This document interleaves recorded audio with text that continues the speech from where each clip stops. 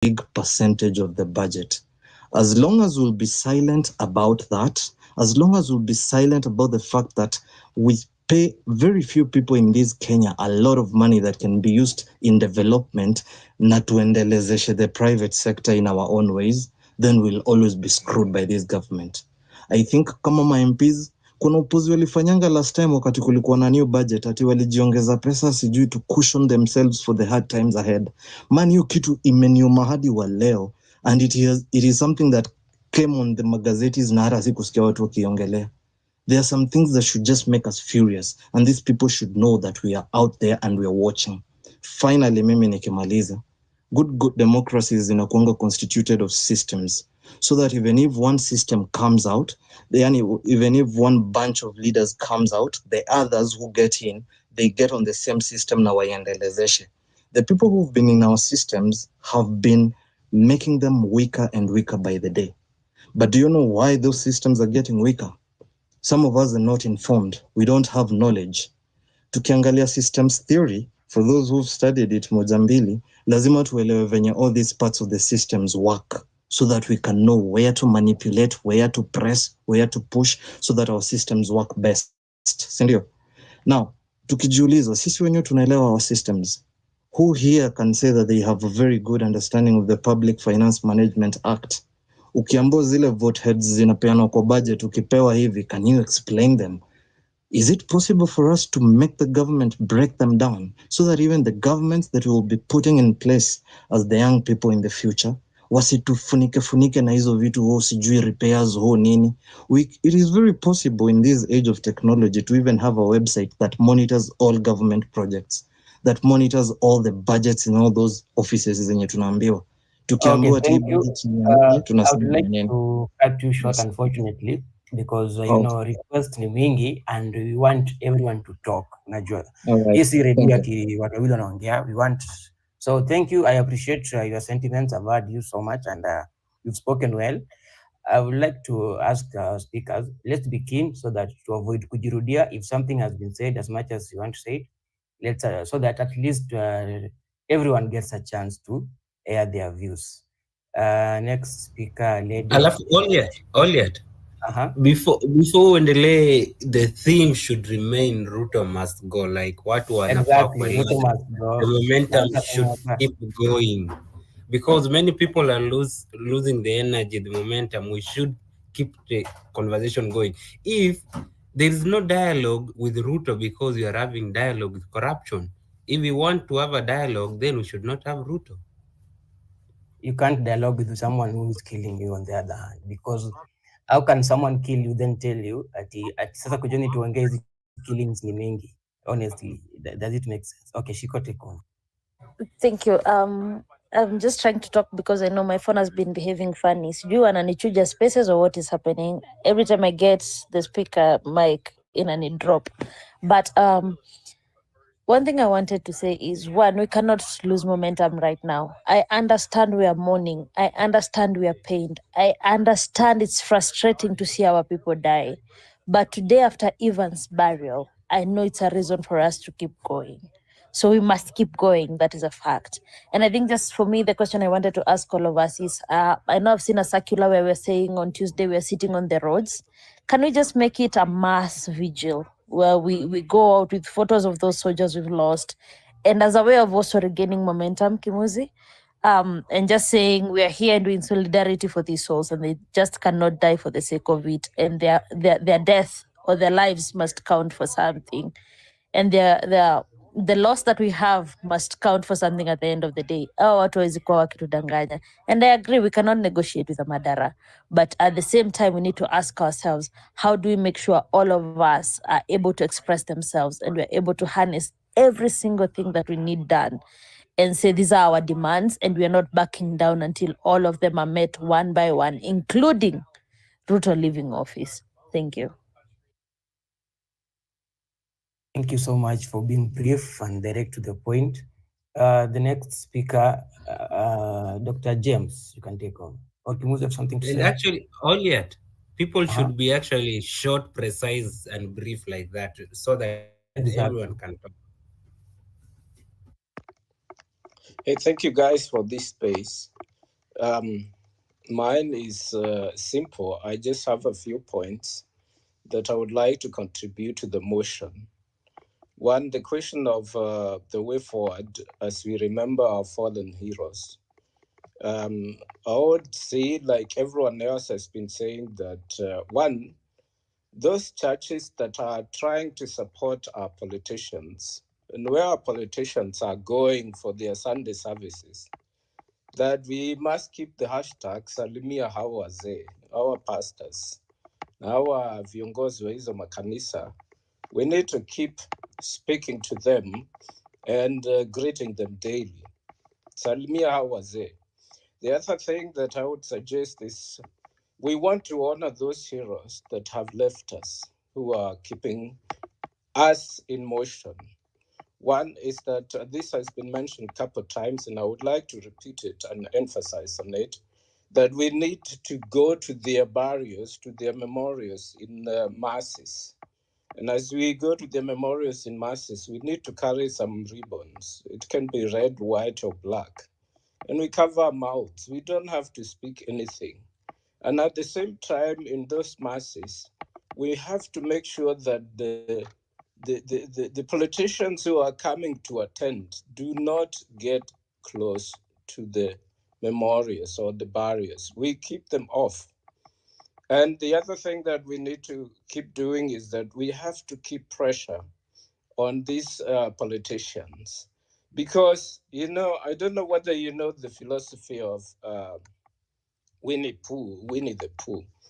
Winnie the Pooh says that bees only exist to make honey. And this honey is only for Winnie Pooh. And this is the philosophy that is very, very widespread within the African countries, within the African leadership and politicians, that people only work to produce so that those in authority may have it and have it all. And this mentality that they also assume that the government is there to serve them, not them to serve the people. That they have been elected to serve the government and then forget that the government are those people who elected them, and they want to eat from the same government. This is not possible. So this mentality of Winnie Pooh, that bees only produce honey so that Winnie Pooh may have honey, we have to keep this conversation going. We have to debate with them. We have to go towards them. We have to tell them this is not possible. Stop. And this is why they are using the police. This is why they are using the military to beat us up, to kill our own people, to use live bullets. Who gives them the mandate? Who gives them the authority to kill our people or to send the police and the police force? So the last conversation we need to have is also that with the police force. Why are our brothers and sisters killing us? Yet they suffer even much more than ourselves. Don't they understand the cost they are taking? Don't they know that when they go to war and kill someone, they never come back the same persons again? This conversation of morality, we have to talk and keep on pushing to our police force. Thank you. Okay, thank you. Thank you so much for your sentiments. We hear you. You can mute the mic. Who has not spoken? If you've spoken, kindly drop the mic so we can add more speakers, and also we try as much as possible to be short and direct to the point. Nduta, you can take over the mic. How are you all? I will try and be very precise. In terms of the motion today, it's about the fallen soldiers, the fallen heroes. Because of their unwavering commitments, that is why we are here. In their hearts lied courage, hope, and unwavering support for change. Therefore, their sacrifice should not go in vain, and it should ignite change in all of us. Therefore, I think we should hold a vigil. There's a lady that has mentioned a vigil on Tuesday. Like if it was to be Maandamano on Tuesday, I think that Tuesday should be dedicated for a vigil. We just hold candles as much as even others are away. We've already held candles in other parts of, in other places. Like in Australia, we had a vigil yesterday. So I think that vigil should be a priority. This is to give them their respect, to show respect to them. And then how did we end up here?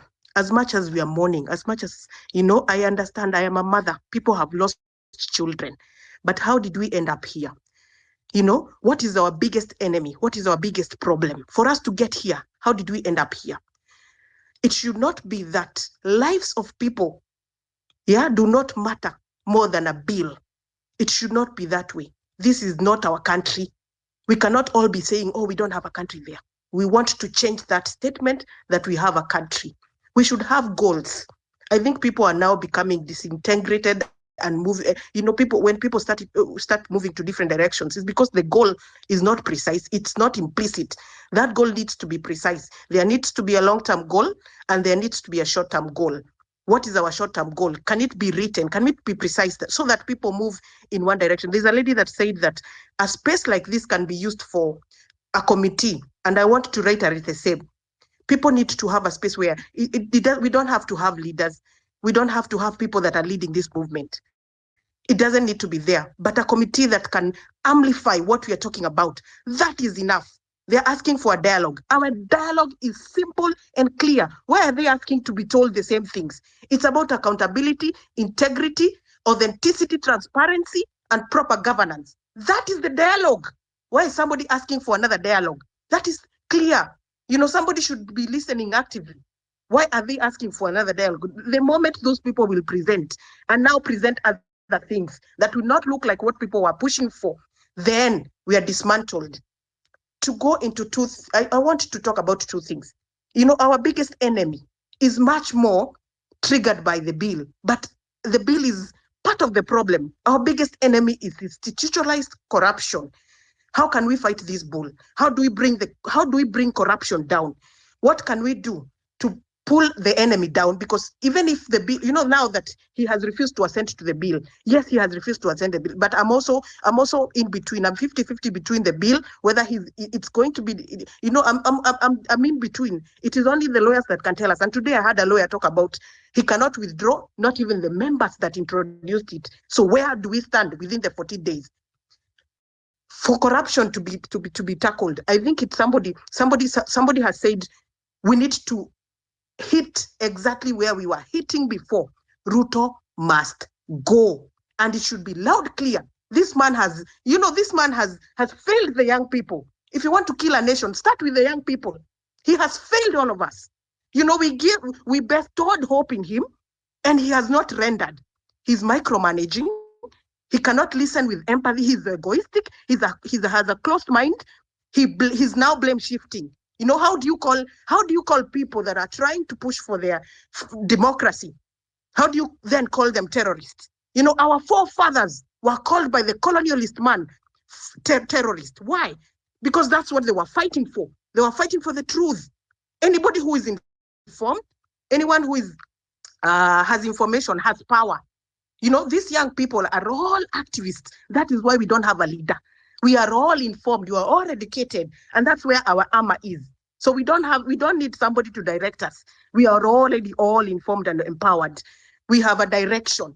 It's only that for us to move in one amplification, we need a center point. Like this space should be used for that.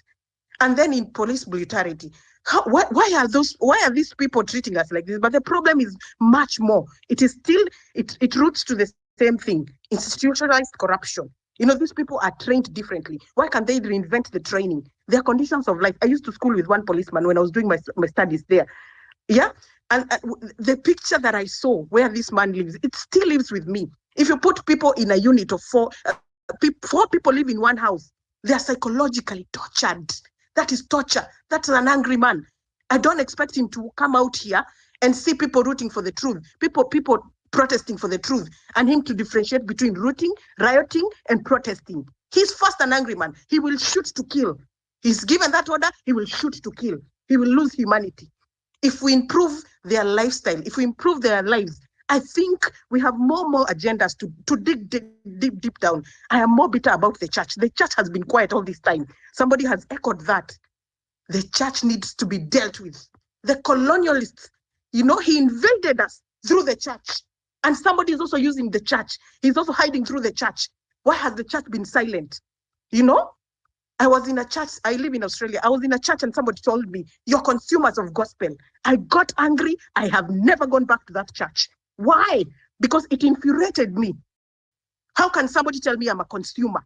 Because they still have that colonialist mind that we are consumers. And it's true, because they interpret on people who are illiterate and uninformed. If you want to go somewhere where people are informed and illiterate, first start with the church. I know these are very painful sentiments. Some people might enmity because form enmity out of my sentiments. But I am speaking out of digging deep in research. People hide in the church. The shokahola, can you imagine? Kidneys harvested, brought to Australia, a whole country like this, and that white man has not been arrested. That Pastor Mackenzie was arrested in Kenya, yes, but is this other one on this other end arrested? No, that man was asked, why are you not arrested? Kenya is corrupt. He said it so explicitly. I was so angry. I wanted to slap him if I could. You have killed 429 bodies. What did Kindiki do about those 429 bodies? What has he done? Have they even investigated what were those bodies being done for? People are dying in a church for hunger, but is it only the church? Even outside, people are dying out of hunger. That is why we have normalized hunger. Like it looks a new normal. Let us dig deep into what we can move forward with. If it's the church, we should be like Rwanda. We should step up. In 2021, Rwanda closed all those churches to standardize them. We should start by closing those churches. We should start closing those churches. These churches are the cause of all problems. We should standardize them. I was listening to another pastor. I'm not going to mention their name, but he was busy in a sermon. I was on a sermon on TV, and somebody tells people, if you go to Dubai, these are demonic countries. Your blood in a nyonywa. I could listen and get more angry, and I switched off the TV because you are leveraging on illiterate people and informed people. I've been to Dubai three times. What are you talking about? That people, Dubai is a demonic country. These leaders of those churches, they have commercialized churches, and that's why this man can also hide in the church. He can come through the church. Those churches need to be standardized. They need to follow a structure. And if we do so, we are actually attacking the bigger enemy, corruption. Because how can that man be giving 2 million to churches every now and then? Let's look at 1 billion. How much are we losing every day in corruption? It could be worse than Uhuru. In Uhuru's days, I remember Uhuru saying we were losing 1 billion a day. That might, round up to so how much? I don't know.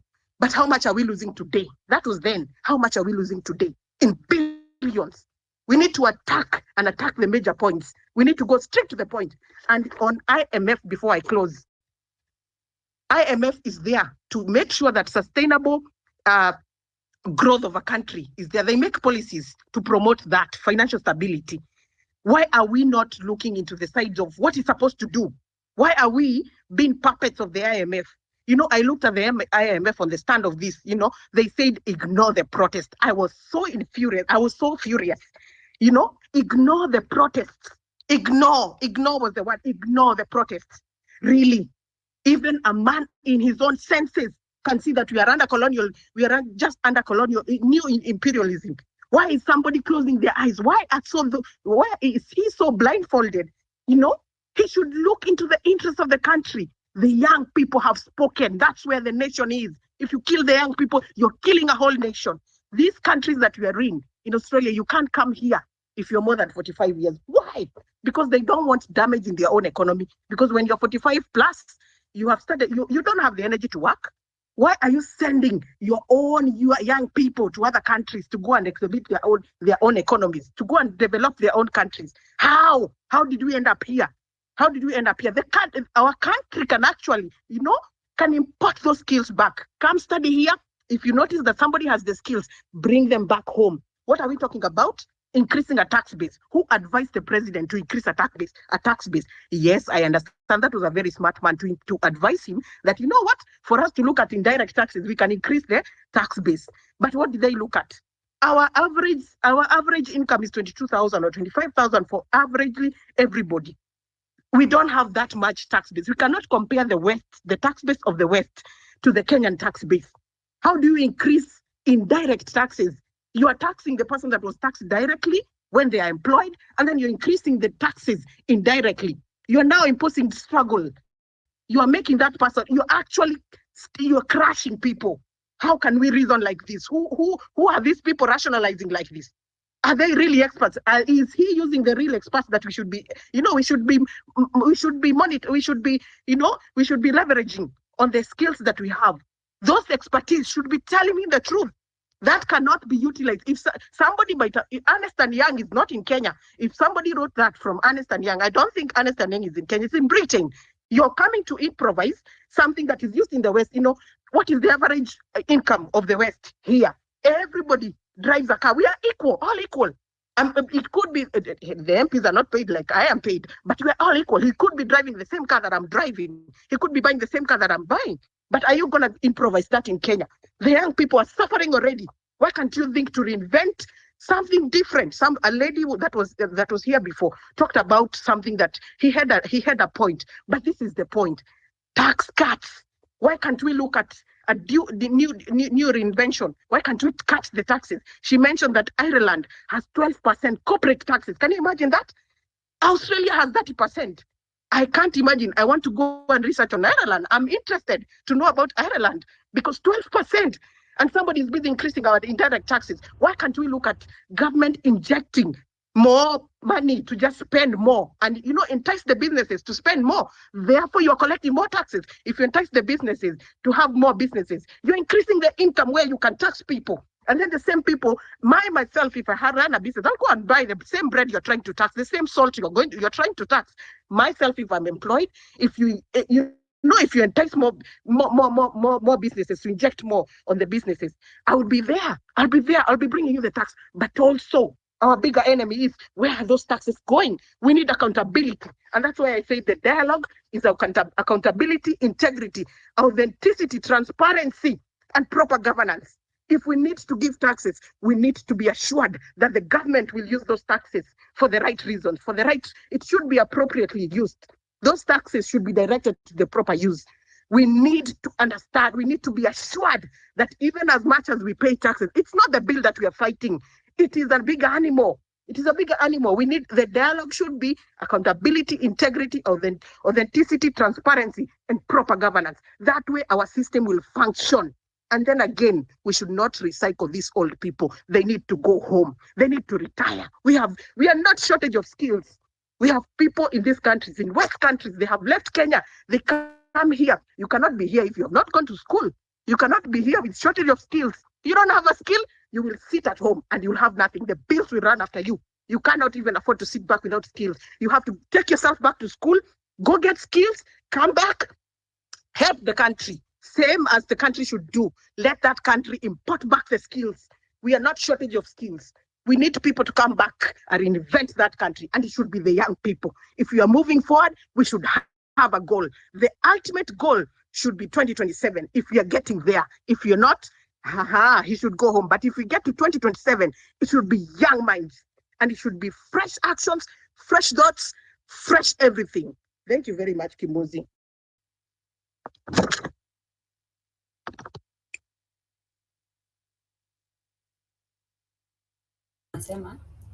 Thank you so much for that.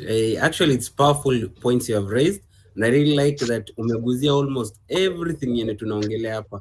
And I need such speakers, like we need to talk about such facts. We need, mali nimeipenda sana, it's about meritocracy, the skills. Get skills, kauna skills, kainja government, kainja civil service, kainja PSC, TSC, like just stay home. EPRA is infiltrated by people who don't have a good certificate, doesn't have necessary skills. Places like Kenyan, watu wamejudge wanajuana. Places like all these parastatals of Kenya, people wamejazana and they don't have skills. That's why they are collapsing. The other day I was saying NIS has a politicians' kids. That's why it's collapsing. They don't have information. So what I'm trying to say, raise such points like guzia facts kama meritocracy. Tuna export people who have skills waende wafanyie wazungu. wazungu kazi instead of utilizing them in Kenya. That's brain drain. We shouldn't be encouraging brain drain, because I know people who can make very important things, very important decisions in Kenya to change, to make our nation move forward. So what I can really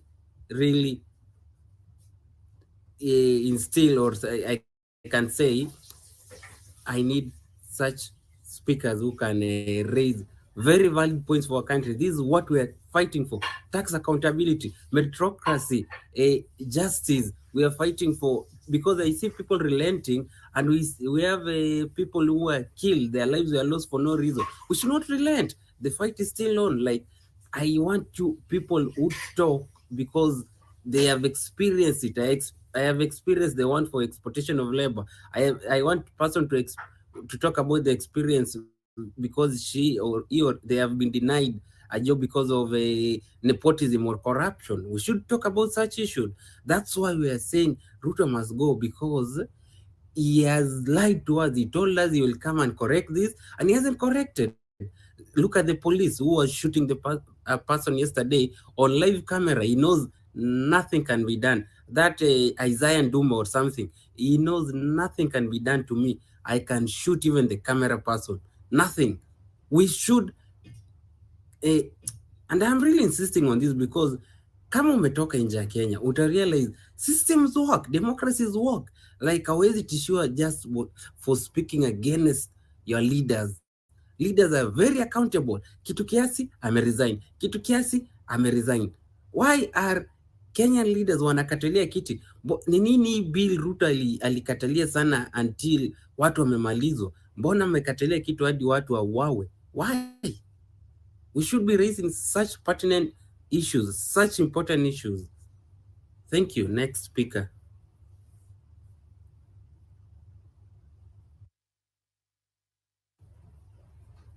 I can see Jelani, I can see Davis, I can see one of you can raise a point.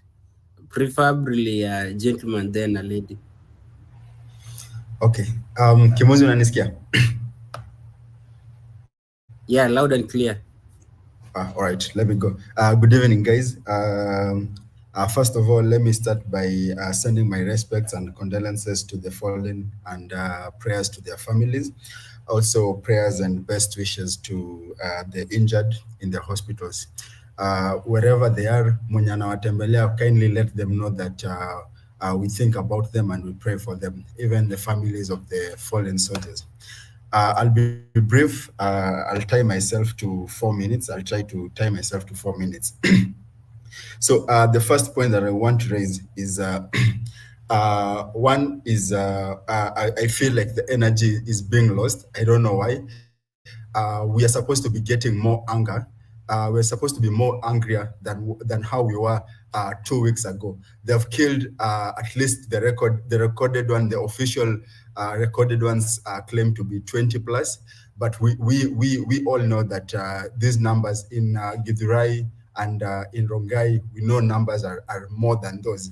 So the energy should be everyone should be getting angrier. Yeah, these were comrades that we were working with. Some people are reporting that they experienced death next to them. So we should be getting more angry. I don't know why the energy is losing. There's no relenting at this point. There are people who've put everything. There's nothing to go back to. So if this doesn't work, if Ruto doesn't leave, kuna watu wameweka all their all in this war. So I think with all due respect, let's push. When you wanaweza, let's push. Even if itafika point where soldiers get tired, we've seen it, yeah, and we respect them. We respect those who get tired on the way, but those who know what they are fighting for, those who've lost due to the government poor management, let's keep on fighting.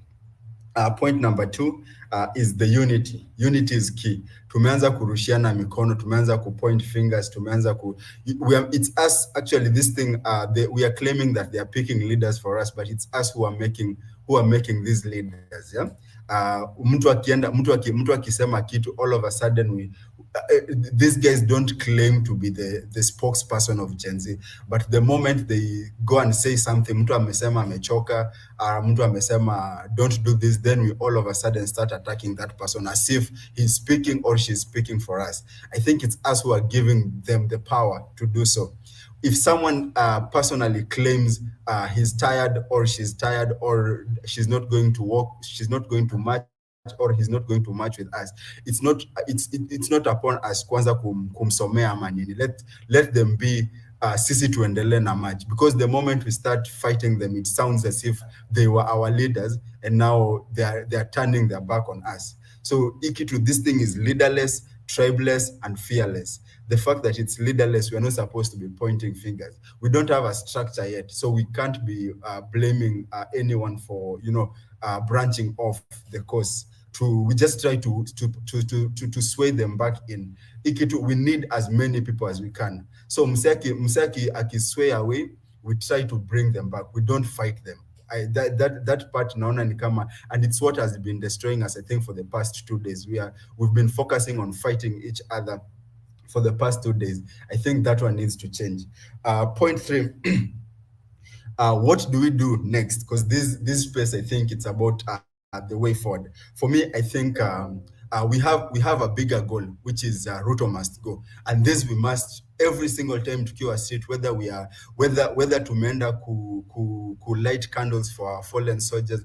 This one must always be passed across. Every time tukiwa TL ukiboeka midnight, mimi namkanga midnight, nasikianga mbu imepita nikiamka nasema Ruto must go. This thing Ruto must go has to be the bedrock of all this, but we need to set milestones. You see, the reject finance bill was a milestone that was achieved. Now watu walifurahia, and those kind of milestones keep people motivated. So we need to set milestones. As much as we are pushing for Ruto must go might be the largest picture, but we need to set milestones that can motivate can motivate the comrades. Milestones zenye mimi naweza suggest, occupy churches. This should be an every Sunday milestone. Every Sunday we just need new posters so that they keep the thing lively. I've seen Mobili shared a poster which is quite good. I think every Sunday inafai kuwa tu a standard. Every Sunday we are doing occupy churches, and we occupy churches with the purpose. Hakuna politician anaongea kwa church. We are not violent. We can allow them to get in and worship, but hakuna mtu anapatiwa platform kuongea. We can have then now I think we are all agreeing that IEBC is the center of our movement. Like, the way forward for us is through IEBC. I think our next push to Prezo, our next push to Ruto should be constitute IEBC. I don't know if that can be a hashtag on its own, and this needs to be happen as soon as next week. Constitute IEBC, because the IEBC hapo wametushikilia vizuri sana. It's like they are holding us with the balls. Yeah, we can't do anything to our MPs unless we frustrate them. Na tunaona ni kama pia wana grow resilience, and they have more resources than we do. As all we have is the power of unity. Yeah, they have the resources. Wanaweza manipulate. You've seen what they have tried to infiltrate us, and in some ways they're succeeding because they have the resources. All we have is the unity. So the MPs fighting them, I think IBC to choke. They've choked us without the IBC. So I think we need to have the IBC, and this one we need to push Ruto to constitute IBC as soon. Hata kama next week tunaweza anza, or next week, but when we need to push the same way we pushed him to reject the IBC, the finance bill, we need to push him akuje nje aseme tomorrow. This is, I don't know the process that is required to do so, but we need him to come. We need to push him the same way we pushed him for finance bill. Akuje nje aseme tomorrow we are constituting the IBC. Ama I've done this to make sure the IBC exists, or whatever he needs to do. We need that IBC. Immediately we have the IBC, tutaanza the processes, the usual processes. Everyone in their own constituency will be dealing with their MP. I think with the IBC in place, everyone is tired of these fuckers. Everyone is tired of this fucker. So the moment we have the IBC, everyone will do the needful wherever they will be. then these milestones, we need to be setting them. The next milestone would be sack the entire cabinet. We push mpaka Ruto akuje aseme amechuja Linturi, amechuja Kindiki, ameifagia yote. This milestone, then that pressure, when that pressure builds up, then of course the Ruto must always be running in the background. Tunaweza push hivyo mpaka ago, although it's a long shot for Ruto to go, but we can push him with those small milestones. We don't give him a breathing space. We don't even allow him to work. It's pressure under pressure under pressure. At a figure point, even the pressure, the surrounding pressures, the international bodies, watakuja succumb to the pressure, because now we won't be giving him space to do his dirty business. Yeah. So we need to set up those small milestones. Then another thing is Occupy Parliament should not end today. Every time these fuckers wanna meet, they go to Parliament and do a stupid thing. We occupy Parliament. I know there are so many stories about what happened the other day about Waseku invade Parliament. Personally, I think that was that was not the plan. The plan was to go to march at the to protest to inja Parliament, but because of the police force polisi wanavuzushiana na sisi, they prompt people to get into Parliament. I don't think that was the plan. The plan was just to march to Parliament to protest hapo, but now the fujo ya polisi, they're trying to prevent us our rights. Marching outside the Parliament is not a bad thing, but sir, hiyo vita tu yao. So every time these fuckers do something stupid in Parliament, we march there. Every time they do something stupid, we march there. It shouldn't die from the previous time. So my point is, we need these small milestones that will help will keep us going, to show that we are getting into the president's nerves. Every time we wake up, tunasema one, occupy the churches, no platform politician, including Ruto. Two, constitute the IBC, and this should be happening as soon as next week, because we need these fuckers gone, all of them. And people in the constituency levels, everyone is angry at them. So the moment we have the IBC, trust me, these fuckers will you'll see people collecting signature and motion and submitting them to IBC. Now the process will start. Then we have the sack the cabinets. These milestones will keep us going. These milestones will keep us going, and then we might achieve the big goal of Ruto going. Either way, mimi najua Ruto anaenda. Kama si sahi 2027, but anaenda regardless of the time, but he will go home. Otherwise, keep strong. The unity is more important. All we have is the unity. These people have the resources. All we have is the unity. So always have that in mind. So before tukane mse because I'm a change course, always know that we need them on our side. If you can convince them if they have been swayed away, if you can convince them to come back, I think it's much better than kumtukana and then he moves out. We all have followers. Even if you have 10 followers, there are 2 out of them when you wanakuaminia. So if people abuse you, you move with all your 2 followers, yeah? And all we need is to bring this together. So even those watu wanna sway away, if we can bring them back, I think it's better than kuanza kutukanana, because all it does is break our unity. Otherwise, comrades, pamoja, and we do all we can to push umse away. Thanks.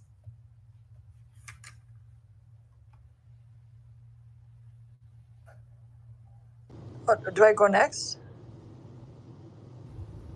Yeah, sure.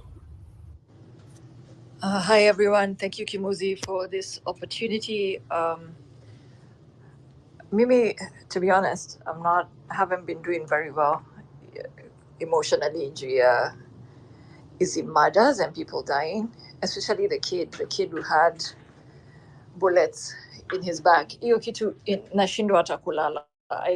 I'm just unable to process how someone is ready to even kill kids.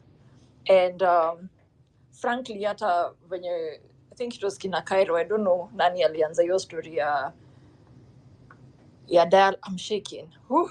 I don't know who started that story for dialogue on the timeline. And I'll be honest, I had started considering it. I started being like, okay, maybe a conversation can be had. Maybe there's a different way for us to get what we want. But then when I saw the kid with the bullets, like the back just full of bullets, and then I heard what was going on in Rongai yesterday. I don't think there's any conversation that can be had with these people. I genuinely, I might be wrong, but I don't think there's any conversation that can be had. And sasa, naogopa ata kusema my views or to be very charged up for this protest, because there's another very dangerous narrative that's come to the timeline, and it's been there for a long time. I know it's been there for a long time because I have friends who are older than me who have gone through the same thing, where Kenyans act as though Kenyans living in diaspora are less Kenyans, where people act as though because you don't live in Kenya, you shouldn't have a say, and you shouldn't be on the table, and you shouldn't have an opinion, and you shouldn't participate in anything. That is why part of both teams, both Azimio and KK, when they were campaigning, one of the things on the agenda was to make diaspora a county on its own, because diaspora people have always been shunned. People only know to reach out to us when they want money. All right, when someone wants money, when they want us to contribute to the cause, saa hiyo ndio watu wanakumbuka watu wa diaspora wanakuanga na pesa. So tupeane pesa lakini tusipeane maoni. So me, I've been afraid because I'm like, I might say something and then people say I'm saying this from the safety of my home in DC. But let me tell you something. Diaspora people have brothers, have sisters, have parents, have godchildren, have nieces, nephews, friends who live in Kenya. So when anything happens to that group of people, it directly affects wherever you are.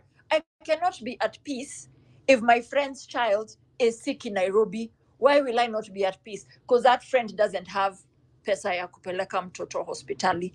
So lazima atuweke sisi wote kwa WhatsApp group tuchange. If somebody dies, a parent dies or something happens, money is needed. Tena sitakuwa na amani. If my brother, my sister, those people don't have jobs, sitakuwa na amani. If my friends, brothers and sisters don't have jobs, sitakuwa na amani. So Kenyan problems find you wherever you are. It doesn't matter whether you're in the best country on earth, the happiest country on earth, Greenland, I don't know. It doesn't matter where you are. Kenyan problems find a way of finding you wherever you are, and you cannot escape.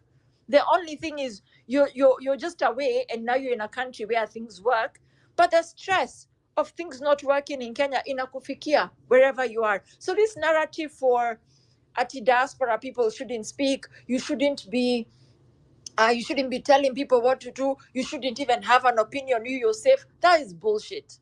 And that's one of the reasons you've seen a lot of people who are pushing this narrative, especially guys in diaspora. Guys have kept quiet. Guys are not even contributing money anymore, because guys are like, sasa, if us participating will result in this kind of vitriol and this type of nonsense, afadhali ujinyamazia, because like for me, wherever I am, I'm busy, I have a job, I have things to do, I have people to see. It's a summer, I'm supposed to be outside, partying and whatever, but I'm here every day on Twitter, either holding a space, pushing a hashtag. Now still, even after I've done all, giving my money, and even after I've done all that, some wanker wants to talk about something that has nothing to do with me from 2018. Stupid people trying to bring down the cause, trying to cause division. And even if whatever is being said is true, for example, if one of the people that was vocal in this went and got paid pahali msia compare do, even let's assume that happened, what does that have to do with our bigger cause? So that we keep on, as Kenyans, we keep on bringing this very dangerous narrative of attacking the people who are using all their energy, and this thing is draining emotionally. It's draining. Hakuna mtu anakaa hapa amefurahi sana kila siku kuretweet someone has died, someone is missing, appropriations bill has been passed. No one is happy. That shit is draining as fuck. And if we don't get our shit together and stand united, and we keep attacking people, because me, I don't fucking care if Hanifa was paid, or if Boni was paid, or if Khalif was paid. I don't fucking care. If they wake up and they push my hashtag and they talk about our issues and they articulate them, I don't fucking care. If Khalif uses this opportunity to brand himself and go on the media and talk about our issues and azunguke tu akiongea zile mambo zinafanya ye kama hiyo ndio inamfurahisha hivi, that is his form of protest. For me, I'll not sit there and attack him. Why? Because we have a bigger picture. The bigger picture is Ruto must go. That is our bigger picture. Whether Jelani worked for Ruto 2 years ago, whether she worked for whatever happened 5 years ago, it doesn't matter. Whatever happened last week even doesn't matter. If someone stepped on you, doesn't matter. What is the goal today? The goal today is we are sending home the SMPs and Ruto needs to go. Those are the goals. Can we just focus? Hizi kesi zote mnataka kuleta, zileteni kama tumewin. Don't you have one? Jeleni, but you can't focus with the snakes in the room. You should declare your stand, to be very precise. Like you should declare your stand from the my word. Stand. Personally, my stand is Ruto must go. I supported Ruto like you, but there is no way I'll ever support Ruto. You see, like people should not use this movement to promote their business or to promote their I don't know what else. They should use this platform to promote the real agenda, which is Ruto must go, right? Yes, exactly. absolutely. Died, so. Absolutely. And for me, I'm just against the divisiveness that's been there. I think we all need to, because to be honest, if we all start producing receipts at Isijui who was paying we're going to lose. We're going to lose. For real, we're going to lose. So that's one of the things that's been really sitting heavily on me. The number 2 thing I heard you say, which was very important, I think it was you, Kimuzi, and the other lady who spoke before me, is when you live abroad, you realize how fucked up Kenyan leaders are. You know, I was telling my classmates this thing about the watches, the way these people are wearing $70,000, $80,000, $90,000 watches. You should have seen the looks on these people's faces, because nobody here wears that kind of watch, especially like a public servant. Unheard of. And the day you buy a watch like that, that's the day you're landing in prison. They will find out where you got the money. You will literally be jailed that same day. Even the way David Ndii speaks to people on this app, if you spoke like that to anybody as a public servant, any of these politicians, the way they have kiburi, if you spoke like that in America to anybody, the next day you'll be out of a job. And I don't even think it's just America, even the UK, even just anywhere that's not Kenya, just abroad, if you behave like that in the West, you go home. So when you live abroad, you start to realize, fuck, we could do better. We could do better at home. And it charges you up. And si ati hata unataka ku-incite watu, ni kukasirika. Unakuanga tu umekasirika. Like it really makes you boil with anger when you see what is happening at home. Me personally, the deaths have really shaken me. I'm more angry than I ever was. I'm not even sleeping. My friends have been checking on me. I don't want to relent. I don't want us to lose steam. Let us push forward. Let us move forward. Kama kuna mtu anasikia nimemkosea with my remarks and what I've been saying, tafadhali, me, I was not saying those things for myself. I was saying them for our greater cause. So if there's somebody mwenye anasikia kabisa nilimkosea, nimesema pole, I'm sorry. Okay, I'm sorry. I'm doing the best I can.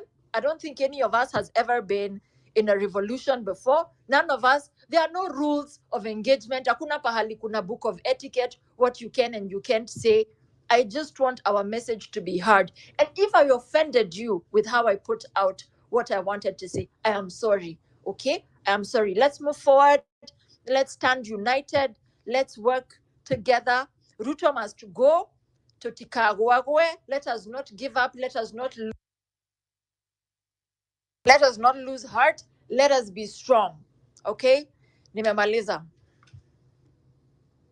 Okay, thank you for your contribution. I understand your sentiments, especially on the looking past, like saying who voted for who. It's not that time, because from the timeline I can check, most people who are saying Ruto must go are the people who voted for him, who even campaigned for him, and that's so good. So me, I appreciate, because it shows that we've woken up as a people. We are not, and we can't look back and say, oh, you did this, so you're not supposed to talk. But I want to talk about the people who are using this cause to to promote themselves. It's not good because you see people died, people lost their lives, and you can. It's not good to build on that to push your personal brand. I don't think that's ethical. But again, we've never been in a revolution before, and there'll be so many parts in this, so there'll be so many people, distractors and everything. But we have to stay focused on the cause. So next speaker, please, a gentleman. Can I speak for 1 second? Just 1 second to echo what Lee was saying. Just a second. I won't take more than that 3 seconds. Lee has mentioned about those people, misappropriation of funds, like use of, she's mentioning wearing a watch of 6 million. I want to state, and if they're listening or whoever, they have intelligence, they need to remind him that, it is not about you flaunting to the citizens that have employed you. In Australia, the Prime Minister comes to church like a local man. I've gone to church where the Prime Minister comes to church. He drives himself to church. You ask him for a photo, he will agree. He will take a photo with you. That shows you the essence of being in those positions. The essence of standing there for the people, not for yourself, for the people. A whole motorcade. I watched his motorcade. It is annoying. It is painful in 2024 that people in those offices are still misappropriating money and flaunting with a whole motorcade. What is the motorcade for? A whole minister here goes, he drives himself. Anajiendesha kwa gari. Who are you? An African leader. What country are we building? We're just demolishing. I am angry. I should not even continue. I was 3 seconds. Thank you. The Australian leaders are just as bad, excuse me. Can I speak?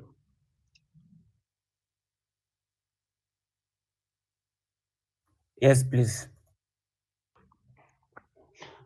Okay. One thing, like I was telling someone the reality of the generation of our mothers,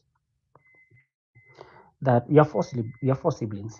And I was telling this person, I have a certain, I'm sure you can kill all of our 4 siblings, me and my brother and my 2 sisters, and all my mother could say is tumemwachia Mungu.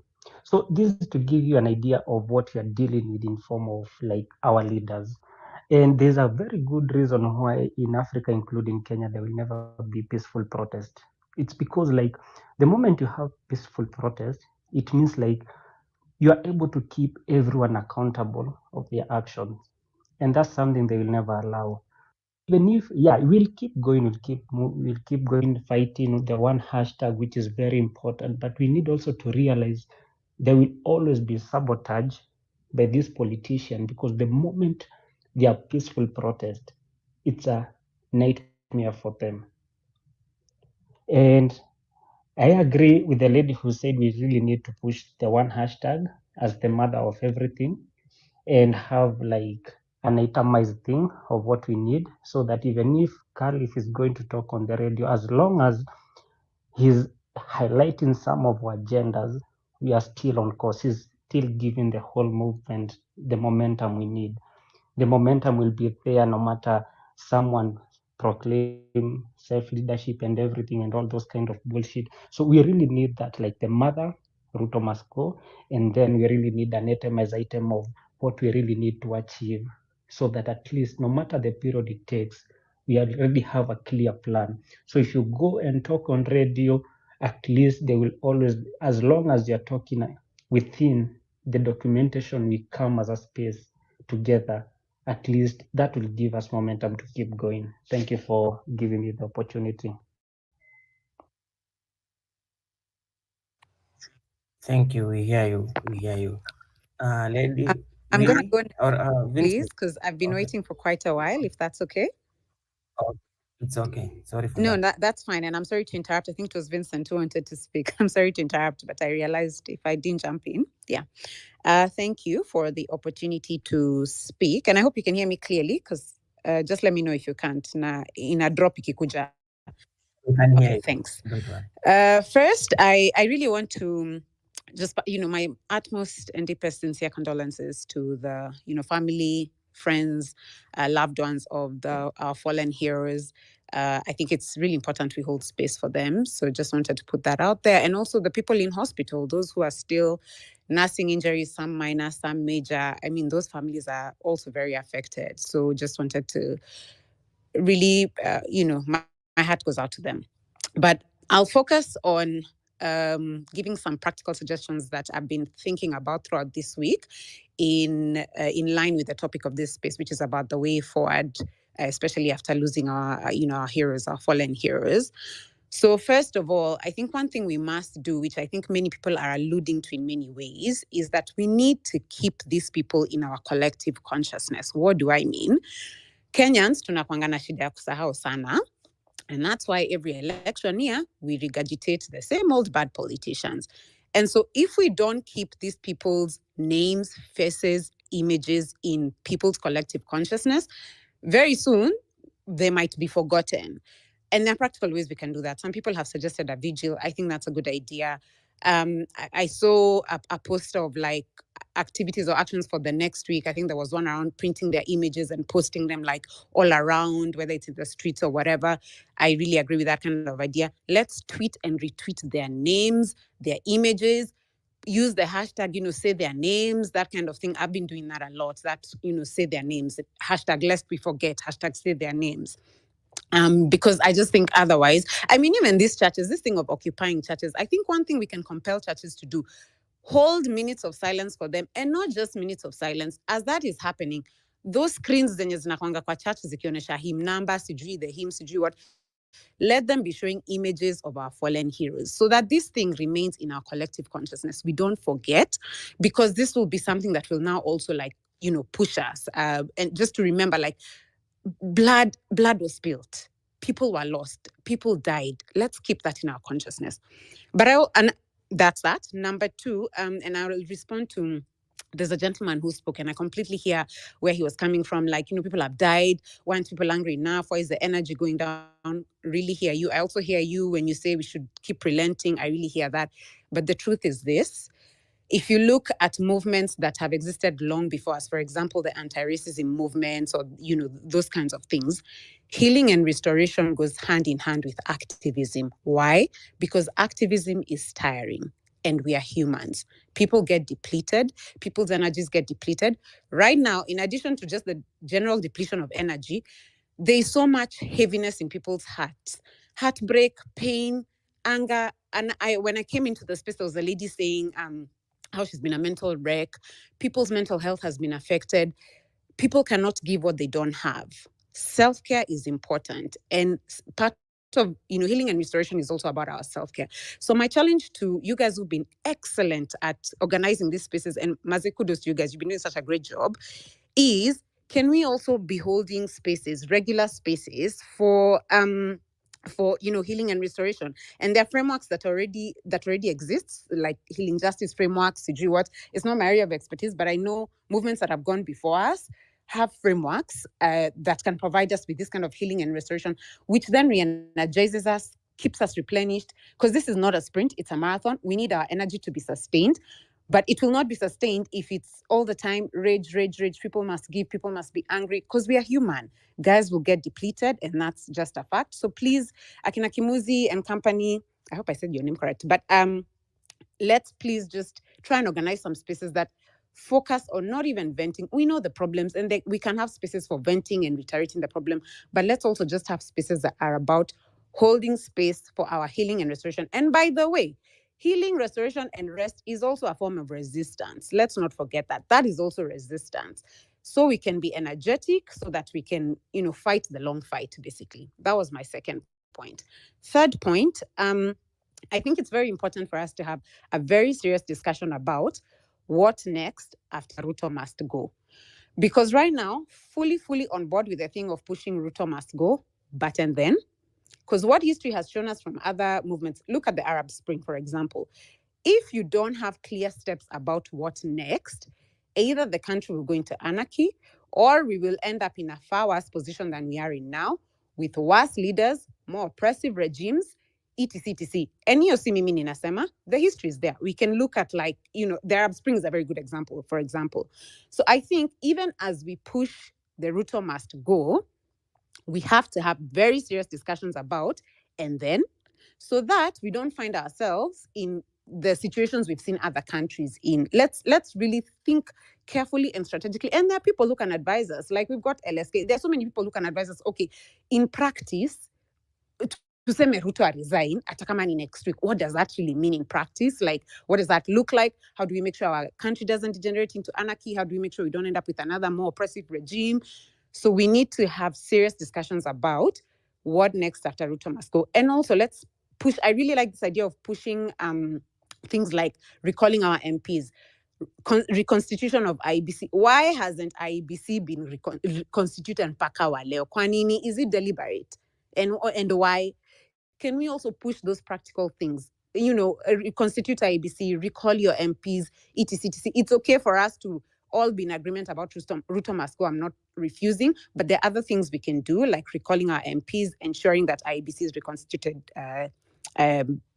soon. My second last point, to the ladies in the diaspora, completely hear you, and your anger is valid in many ways. However, let's not also romanticize leaders from the West. I have lived in those countries for a long time, nearly a decade. I've been back home for the last 15 years. The reason those leaders work well is because systems work. It's not because they're so righteous or they're so good or they're better people than our African leaders. It's because systems work. And they know they can't get away with some of the crap we see our leaders getting away with because huko hawezi. So si ati ni kwa sababu ni watu wazuri sana. So let's also push this narrative of let our systems work. If systems work, leaders will also behave well. If systems do not work, that is why they can get away with anything they want to get away with. It's not that those people are better human beings than us. They're not. They're just as corrupt. They're just as bad. But they know they can't get away with some of the crap that our leaders get away with. Finally, please, Wase, Jana, it broke my heart to see how well divide and conquer worked. Let's maintain the unity. It is normal to have disagreements. Hata kwa familia, wacha ati kwa movement kwenye hata tujuani. Even with your families, your siblings, your spouses, your partners, you will disagree, you will argue. But no, it doesn't mean you throw them under the bus, do this, do what. No, please. Divide and conquer is one of the oldest tricks of the book or whatever you say. Even Wakoloni used it on us. And that's why we even have so many ethnic divisions in our country. Let us resist divide and conquer. Let us stay united. We can disagree. There's nothing wrong with disagreeing, but let's not allow that to divide us. Thank you for giving me the opportunity to speak. I will now be quiet. Asante. Hi, Kamuzi, may I speak now? May I speak? Yes, please. Thank you so much. Yeah, sure, you can go on. Oliat, you can be costing you and build something a little bit. Thank you very much. Okay, no problem. I'll invite. Okay, sir. There's a few things I'd like to discuss. One is to put this in a global context and in a global perspective. And the second, to get back on topic and propose a way forward that I've put on a Twitter comment of Kamuzu. So first, in terms of the global perspective, understand who is fucking us, okay? Now, I think people are becoming aware of the IMF. The IMF came out of 1944, out of the Bretton Woods Conference, where the US was playing a major role after World War II. The IMF, the largest shareholder of the IMF is the US and the World Bank, right? They own both of them, pretty much. So the policies that they come out of there are basically from the US military-industrial complex, okay? And this is where Ruto has been sucked in and is an agent of destruction for them. Now, another thing that's important about the global perspective is that the US is done. They are cooked, they are finished. BRICS will destroy them. BRICS, once they go off the petrodollar, the US is fucked beyond all recognition, and they know it. And that's why they're either going to go nuclear and push World War III, or They're going to have to back down, admit their corruption, admit their mistakes. They've killed 20 million people since World War II. They've destroyed 35 countries. Let's not make Kenya next. Okay, so let's hold that perspective. Now, in terms of the people from the diaspora that have spoken, the Westminster system is screwed. I was born in Australia, okay, and the woman that spoke there about how lovely it is there or whatever, they're not. They're just as corrupt, if not worse. You have an MP like Daniel Andrews that earns $150,000 a year, and somehow, at the end of his career, leaves politics and is worth over $100 million. Okay, they're just as bad, if not worse, because they hide it much better. Now, in terms of the way forward, I mentioned the Westminster system is screwed all around the world. Okay, it's failed every single time. What we need is to fully decentralise government. And what I mean by that, we should have direct democracy, the same system as, say, Switzerland has. Citizens vote on every major decision, and there's no need for so many representatives. We should have decentralised decision-making. It should be distributed across the local councils. There's 47 counties. And we should reduce the size of the federal system. Everything needs to be on blockchain technology, okay? So it's transparent, it's immutable, and it's decentralized. So all votes are recorded. Every law and every government action needs to be on the blockchain, so it's publicly visible. The whole system needs to be run by smart contracts to automate all the execution of government functions and services. What I'm discussing is a new paradigm. The old paradigm does not work. We need community governments, we need accountability, and we need to remove corruption. So what I'm proposing is that I'm in the blockchain industry. I've been in IT for 25 years. I've probably built most of the systems for major banks all around the world. I've stopped doing that because I know exactly how corrupt they are, because their databases are on my systems. And I've changed my ways. I'm not helping these fuckers anymore. And I've moved to a decentralized world, and I'm working to do things like that at the moment. Now, what I'm proposing is, if you're a crypto guy, if you're an IT guy, if you're a lawyer, if you're a policy writer, please comment on my Twitter. I suggest that we put forward a Twitter space to get some policies together to redesign the framework. The only place in the world that this can happen is Kenya. Why? Because of your demographic. The demographic we have is over 50, 60% of the population is between 90 and 30, and they understand the technology. The technology is available. It's now. The rest of the world is terrified of it. The banks have been terrified of it for decades, and it's easily implemented. It would take time, but I mean, by the time Ruto gets out, and hopefully he gets out tomorrow, but it looks as though it may be 2027, we can put forward these systems, and as a group, with no leader, introduce accountability via technology that can never be corrupted. And we can design this framework together. So please join me. I'm willing to spend as much time as I can to facilitate it.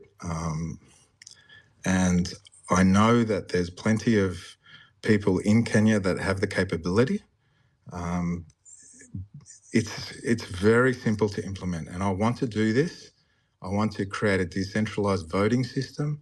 We need to implement these smart contracts and design this framework. It's not hard. That's a piece that I would like to be involved in terms of facilitating it. And there's many other pieces. The protests and the other stuff maybe it doesn't need to stop. I don't want to see anybody hurt. But this whole thing needs to be tackled on different levels.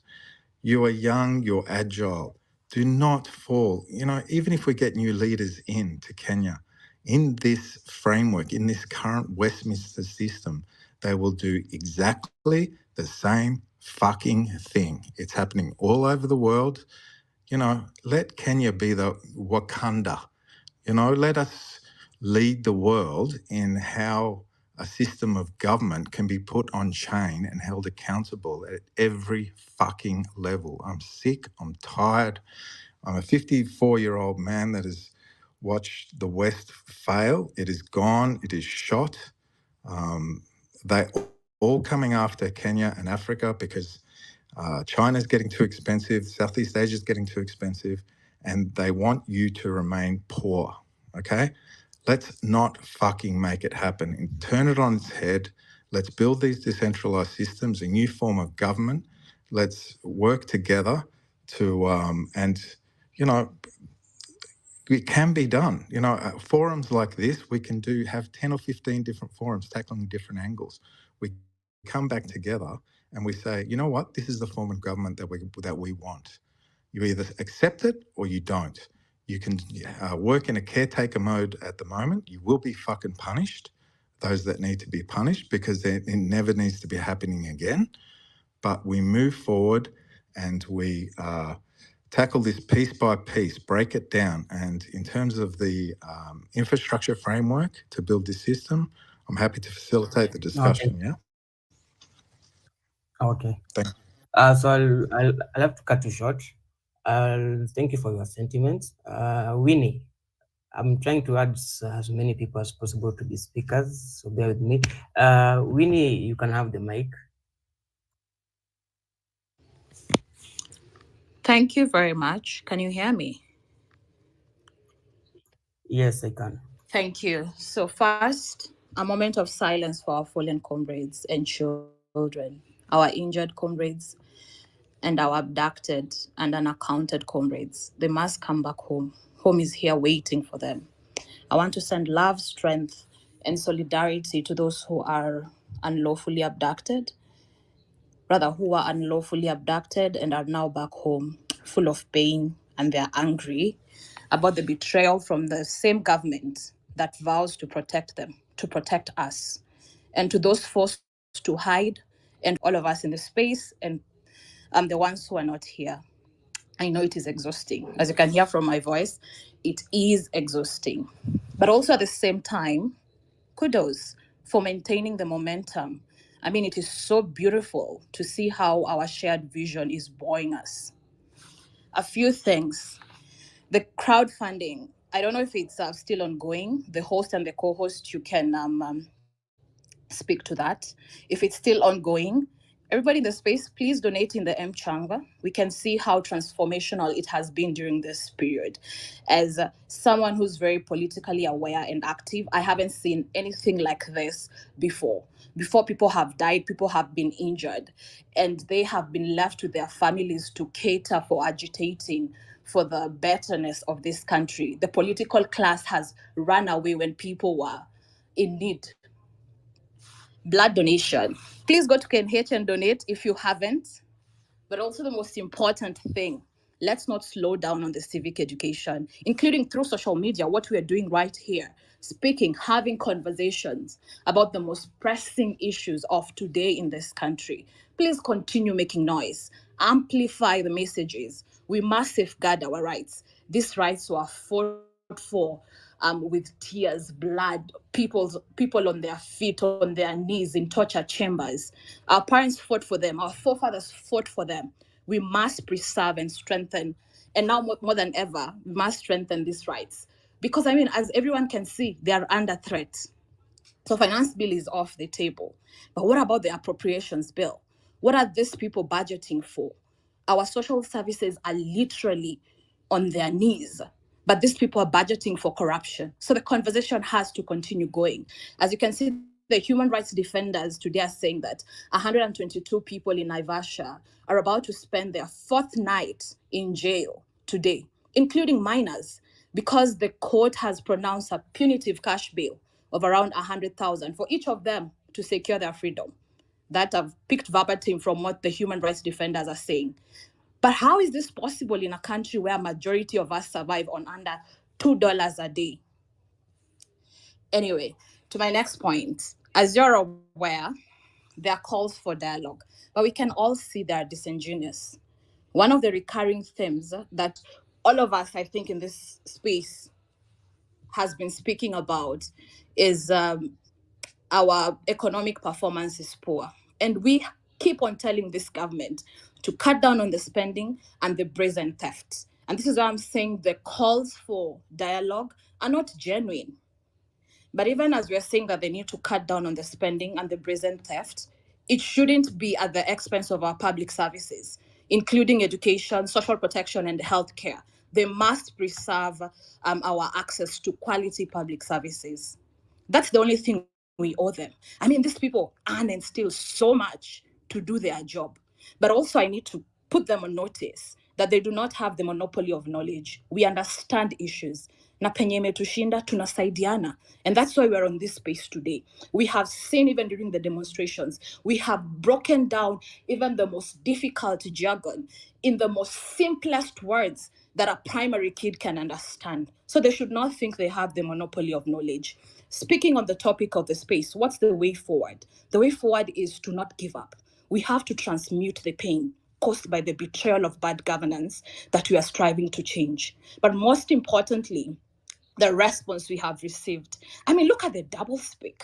Look at the worst crimes committed against us. Look at children dying. Look at the state-sponsored propaganda to weaken the movement. We must continue exerting pressure. Things must change. We are setting a precedent.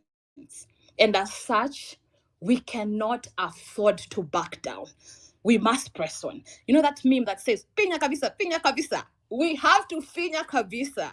Last bit, after we are done with this, I know there are so many things we want to revisit. We want to revisit the role of corporate institutions in enabling the government to further curtail our rights. And I know Safaricom is on notice. We will revisit when we are done with this government.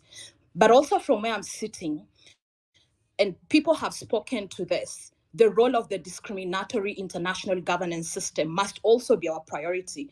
International financial institutions, and notably the IMF, that now more than ever, they're rather saying that they will not back down on the retrogressive conditions. They have to, because I mean, Kenya is on its knees. What is happening is also a result of the tax injustice and the debt crisis that we are facing. On this, I want to say, and I'd said this before, Ruto has blood on his hands, but so does the IMF. And I dare say the international governance system. So as I'm finishing, in solidarity with everyone in the country and in this space, Ruto must go. Thank you very much.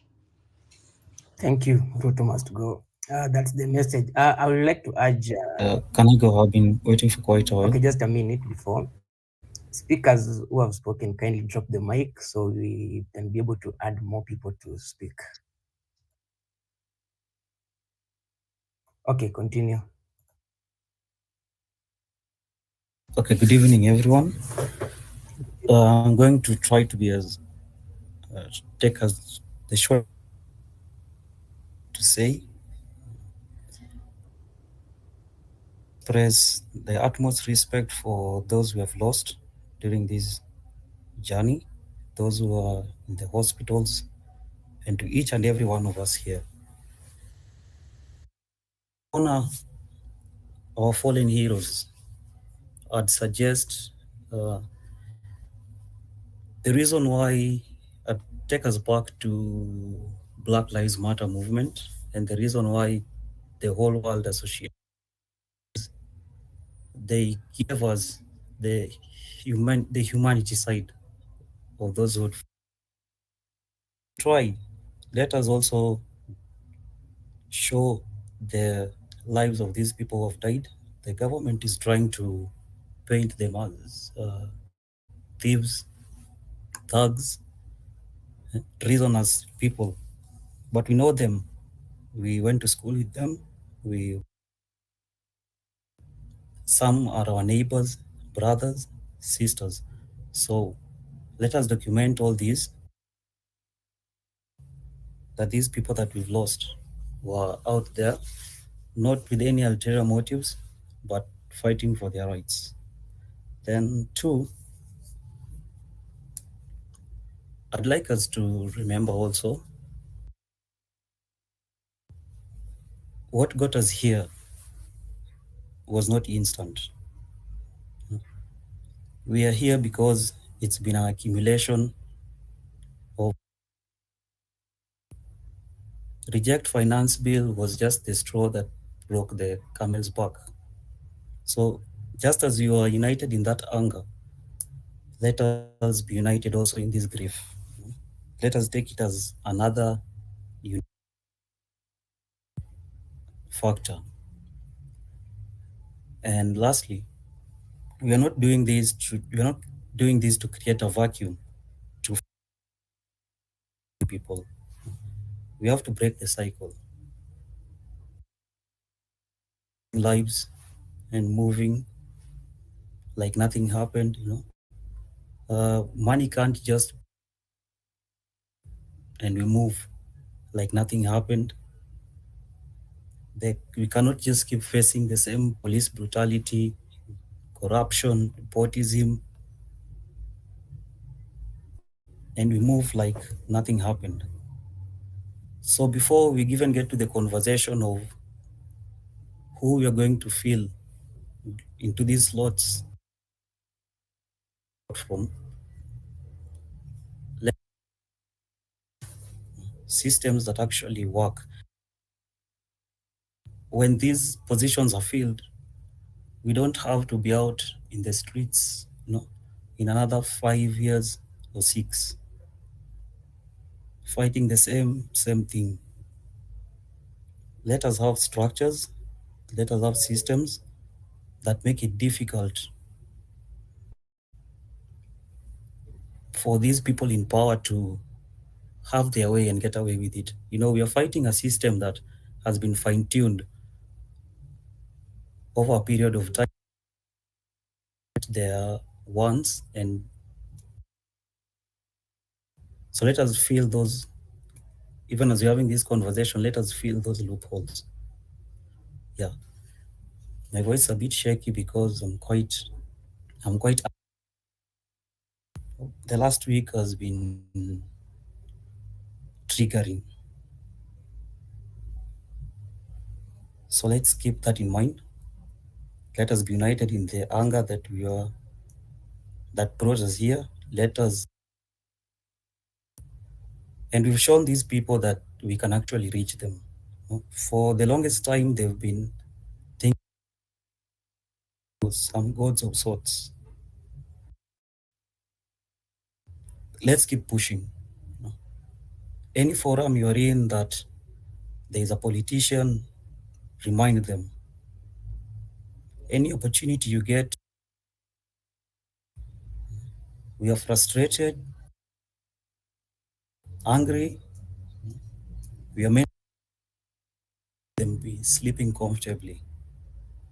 So let's just push and keep on pushing. That is all I have to say. And don't forget, every time you tweet, anybody you talk to, Ruto must go. Thank you. Thank you. Ruto must go. Okay, I've seen Dr. Roslyn Akombe, former IBC commissioner, is in the space. I would like to invite her to enlighten us about the IBC issue, because it's a pertinent issue. It's been raised so many times, and we'd like to get a point of view or opinion on how we can go about it. So kindly, as I invite the next speaker, Mickey.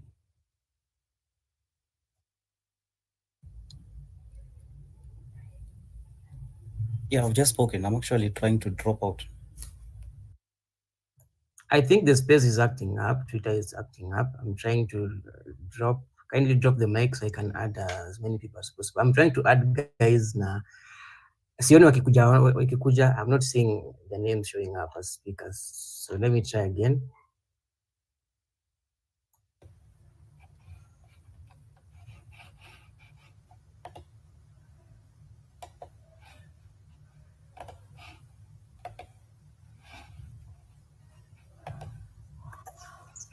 Ibrahim, you have your speaker, your mic on.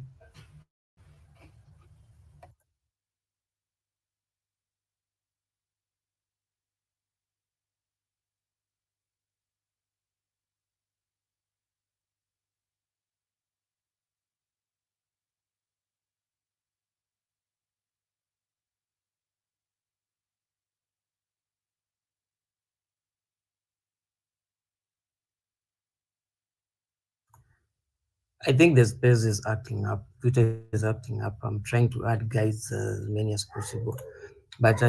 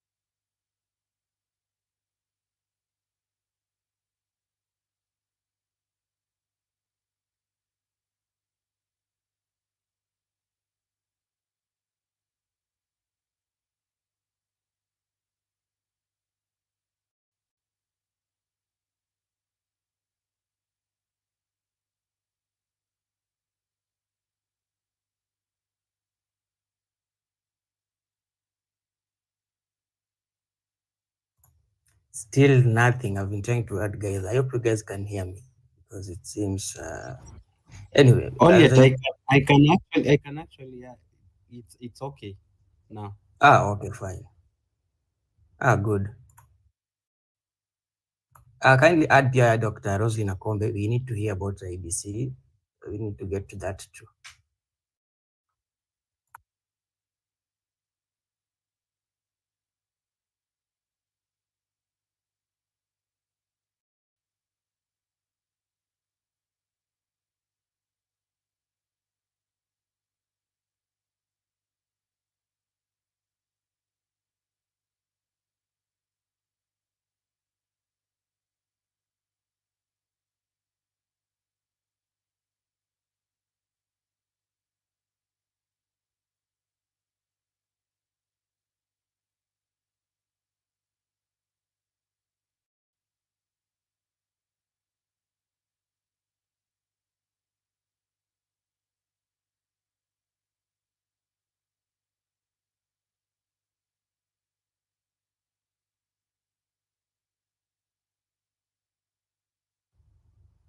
Only I don't think it can add.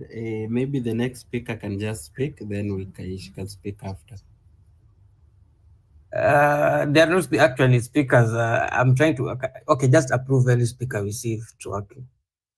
But as you do that, There I'd is like to just Mickey, uh-huh. Uh-huh. Mickey and has spoken up. Ngirishi can speak. Hello. Hi. Can you hear me? Yeah, I can hear you. Okay. First I would like to say thank you for giving me the opportunity to be able to speak. Then I would also like to give my deepest and sincerest condolences to the people that have lost lives and to every Kenyan that has lost a family member, a friend, a cousin, just anyone. I'm really sorry that you even had to go through that in the first place, that you have to feel this kind of pain and that you have to leave another day feeling this kind of pain and having nobody be accountable for that. Okay, coming into the conversation that we're having here today, for me personally, I think that we should keep these politicians, these MPs busy. They cannot have a chance to go back to parliament and implement all these other very nonsensical bills that they've put in place in the first place. All these other bills, we cannot stay on the road. So we need to keep them busy with other things as people are suggesting the IEBC. We need to keep them busy with just like any other business. That's what they should be. They should be working towards either removing themselves or the expenditure. They should not be working towards anything else. There should be nothing else that they're giving us conversations to do with. And for everybody that is trying to reason out this idea of I can't imagine, I can't believe that somebody would have the the guts to take out other people in the name of protesting. You cannot reason with a psychopath. You cannot reason with a serial killer. That's not possible. So when you think of Ruto, think of him in that manner. Think of him as a serial killer that has killed people over decades. That's not somebody you're reasoning with. That's not dialogue you can have. And that's the problem I'm having with people that think there's an opportunity for dialogue. Because if there was an opportunity for dialogue, the dialogue would have been had a long time ago. There is no longer an opportunity for dialogue. We are dealing with murderers, we are dealing with liars, we're dealing with manipulators, and we must therefore act as such, you know? And that is just it from my end. Let's work towards making them destabilized. Let's work towards making them only listen to us and not themselves. That's just what I think. Yeah. Thank you.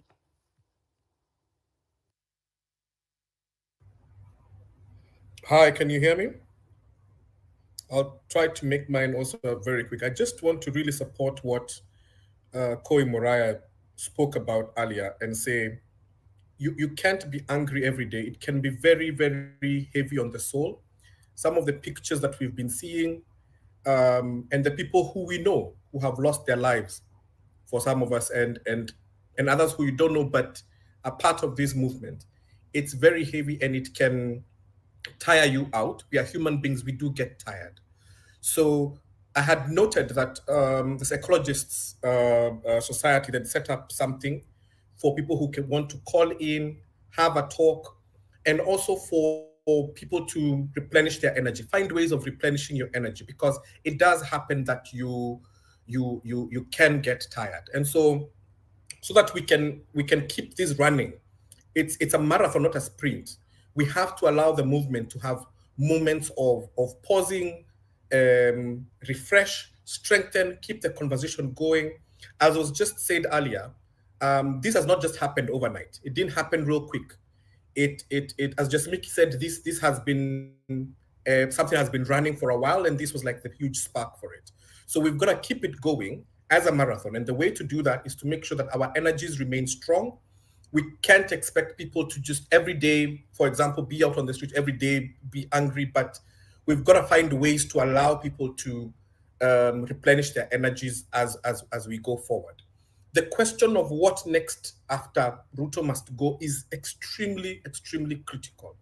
There are vultures waiting in the shadows for Ruto to fall, not so that they can create good governance, but so that they can also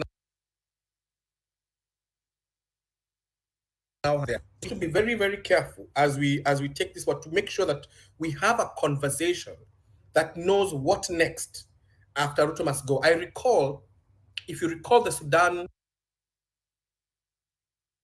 remember how they were led by that young people. Remember the young lady who was standing in white on top of a truck, leading the chants that took down Omar al-Bashir. Today, the country is still at war. People are waiting to just to hijack the movement from the young people. Went in, and now using external forces like what we've just been told by Vincent about the IMF and the other. There's been a moment of liberation, became a moment of zero. So we must have an answer to that question.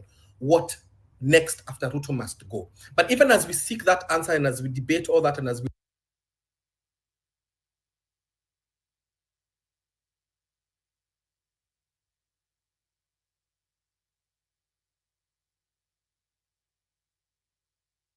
fight, quick wins is IE.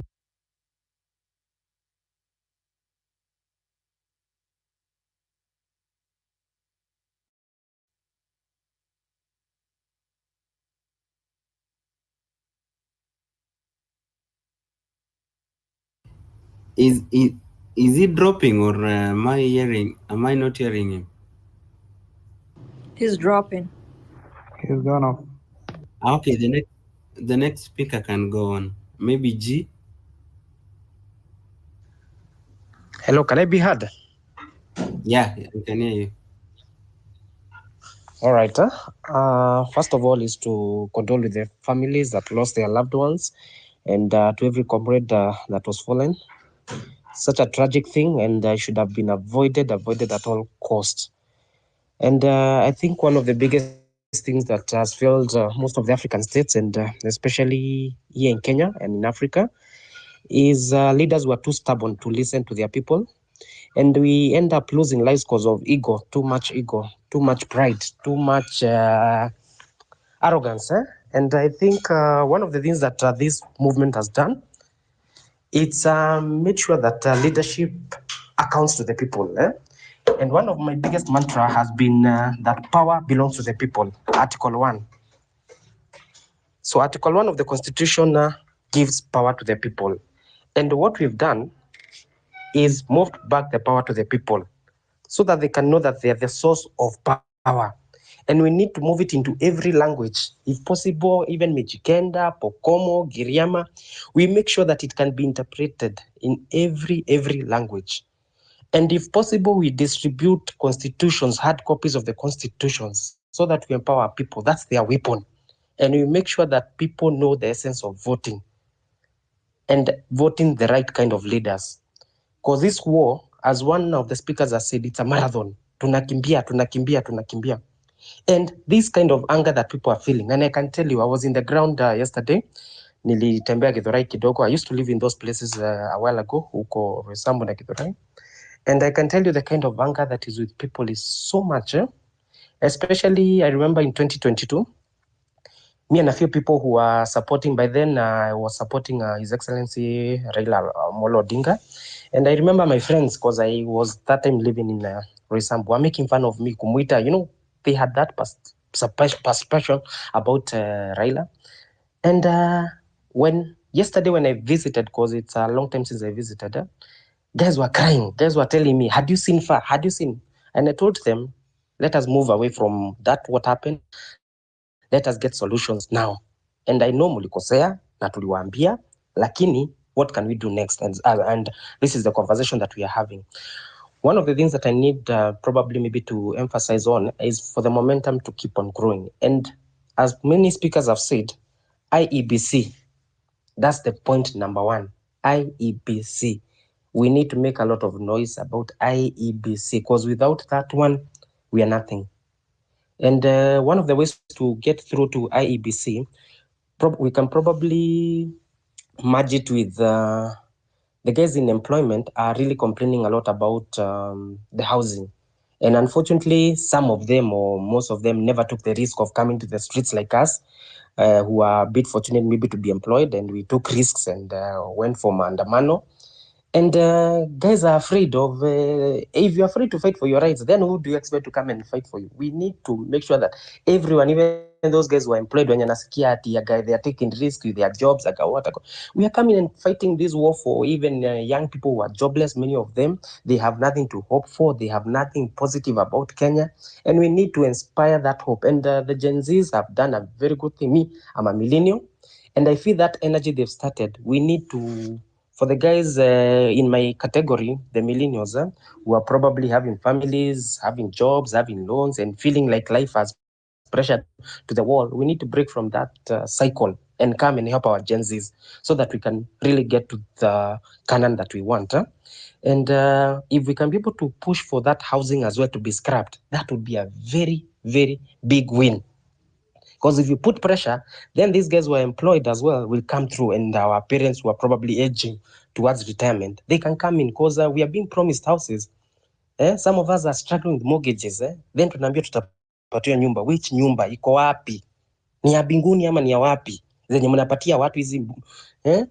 Because we need to ask that question. If we can be able to push that, especially that narrative of housing, because these houses, I think it's a scam or something, because when will we get these houses?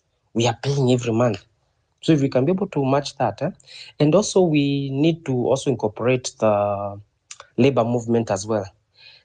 The labor movement should have been one of the first people to come and tetea watu, to come and join.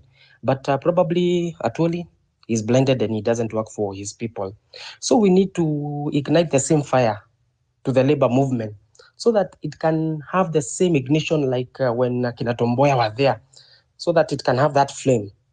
So that's another aspect that you can look at. Then let me see at another one. The justice system. We also need to look at the justice system and see how it can be overhauled. And because getting justice in Kenya is a bit hard. I am a law student, currently probably going in my third year. And based on a few cases I've dealt with, you find that getting justice in Kenya is a bit hard. So we need to think of how to, once things streamline, how justice can be made efficient and accessible to everyone. So we need to harness that anger that is with people. Because I can tell you, I talk with a lot of people on the ground, wapi, jana nimekuwa na watu wako bodaboda huko huko ninuko Githurai, and I talked to so many people where I live in Machakos County, and you can feel the anger. So let's take advantage. And one thing that we've been able to break, I was even telling people today, is the curse of 1963, whereby we are tribeless now. This movement is not run by anyone. It's not funded by anyone. It has no shadow that you can pinpoint or someone can say it's a leader. Ni kujituma, sisi wote tunajituma. And we need to harness that one and make it. Hata hii mambo yate kusema sijui leader. Acha ikuwe tu venye inakuwa tu. The only thing that maybe we can probably have is a small coordination on the lost soldiers, how we can be able to chip in and make sure that each one of them tumeattend hata kwao nyumbani, kama ni mazishi, kama niko kwao nyumbani kuomboleza na wao, and we make sure that their names are never forgotten. And we should make sure that this fearless that we have, hatuogopi. Some of us, we come from a lineage of Mau, grandfather, grandmother, so hatuogopagi anything. There's nothing, we only fear God. And I hope that we can be able to move forward. Asanteni. Good evening, guys. Am I audible? Yeah, we can hear you.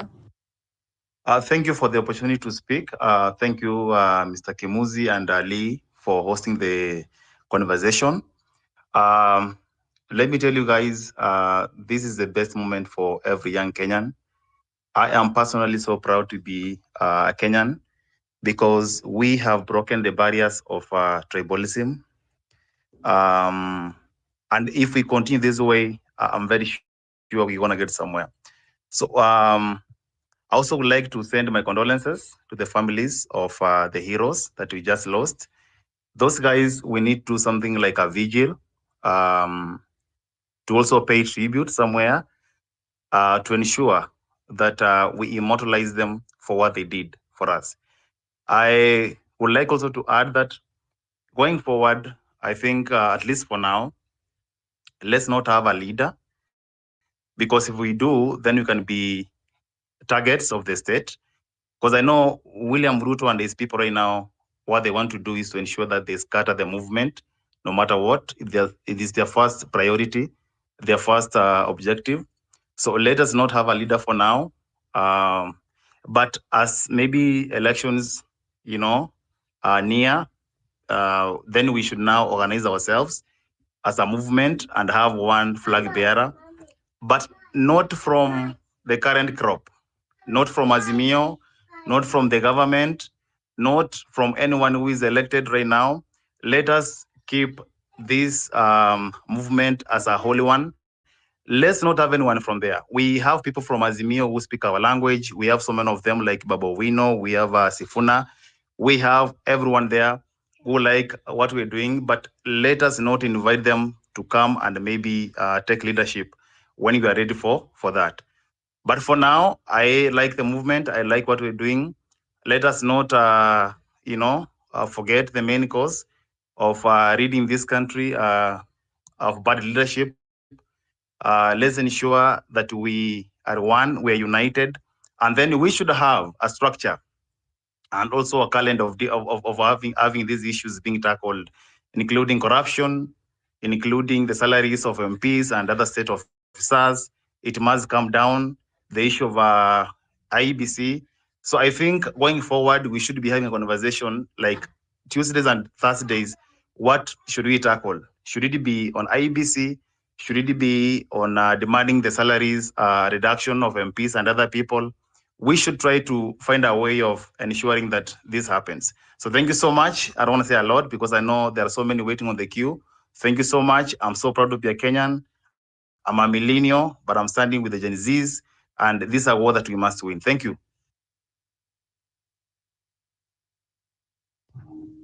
Thank you so much. Good evening, everyone. I may not say much, but from what I've actually outlined, I've been listening for the past 2 hours. The focus is real, and it is one thing that I've been longing to see in Kenya happening for quite a long time. There are so many things to overhaul in Kenya, especially in the government side. There's so much to overhaul, and the Gen Zs has just started it from the beginning. Focus on one particular point, like the way they started with finance bill, it worked. Though we are not so sure whether it will be stipulated the way we want it to be done, but that is how things go. You focus on one, finish it up, drop it. Then we focus on the other one. We put pressure until it is done. So once these things are done and the way they are going concurrently, then I think we are going to get a solution. I've heard the gentleman talking about the rights of the people, getting justice. Those are very key things. Talking of IEBC, we don't need IEBC. It needs to go down because someone is running the system. The IT people here knows what we are talking about. Is somebody running that system as if it is in his own house, and there is no result on IEBC at all. Unless if we want it to be there, then they need to be accountable to all Kenyans that whatever is being relayed has to be shown on the system and people confirm. And even after the election, they have to open the data and people see what is happening. So I think there is a lot to be done, especially when it comes to leadership, when it comes to being responsible in terms of accountability. If the money is in Kenya, what are they doing with the money? They need to give us accountability of the debts that Kenya owes. Why and why these things are not happening. You need to go to KRA, they need to tell us exactly what's happening there, the money that is collected from there. They need to actually open up and tell people how that monies are used. It also has to go through the, how do you call it, regional level, the county level. What are they doing in those counties with the monies that they have been given? The Gen Zs that are there, the youth that are there, the Kenyans that are there, needs to be need to put a lot of pressure in accountability on what is actually happening on the ground. So this has to go through across in all areas. Lastly, because I don't want to talk much, is to make sure that put one agenda, close it, move on to another one. So that when whoever is going to vie for presidency in this country next time will have to be very careful. Nobody would want even to be a president because he will be accountable to the people. Even the one that is there, he will find himself resigning if he can because of the pressure that is going to be there. Nobody is going to eat Kenyans' money after all the collections and everything. So I think we are in the right direction, and let's put this pressure on.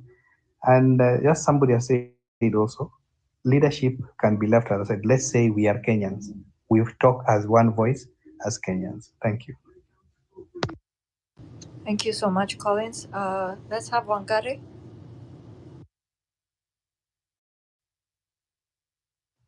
Hi everybody. I Mnanisikia? Yes, we can hear you. Go ahead. Okay, pole sana for those who lost their family. Mine will be brief. I really wish we should focus on AACC. Those people separate Makesi country. They have the big fish and the small fish. This business of waking up and dropping corruption cases, we always hear 4 billion has been lost, 2 billion has been lost, and they do absolutely nothing. Why do we even have ACC there and they do nothing? We really need to tell them we are going to occupy their offices. They should actually go home because we lose a lot of money. Politicians steal everything. They're all over. Yani in Kenya, the rich, you can only become rich through politics. EACC need to tell us what they are doing. That's my submission. Bye. Thank you, Wangari. Asante sana. Let's have Wamai G. Kaizen.